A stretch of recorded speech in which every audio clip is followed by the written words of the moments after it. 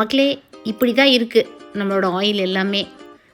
காய்ச்சி ஃபில்டர் பண்ணி பாட்டிலில் ஃபில் பண்ணதுக்கப்புறம் ஆயிலோட நிலைமை இது தான். ஆயில் தான் இந்த பனிக்கு இப்படி ஃப்ரீஸ் ஆகுதுன்னா நீங்களும் அப்படியே நிறைய பேர் தூங்கிட்டீங்களா? இதெல்லாம் என்ன தெரியுங்களா? உங்கள் டோர் நம்பர் இல்லை, ஸ்ட்ரீட் நேம் இல்லை, ஏரியா நேமே இல்லை, பின்கோடு தப்பாக இருக்குது, டிஸ்ட்ரிக்ட் இல்லை, தாலுக் இல்லை.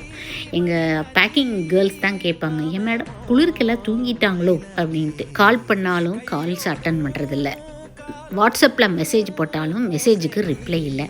நான் என்ன தான் பண்ணுறதுன்னு தெரியல, இவ்வளோ பேக்கு. சரிங்களா?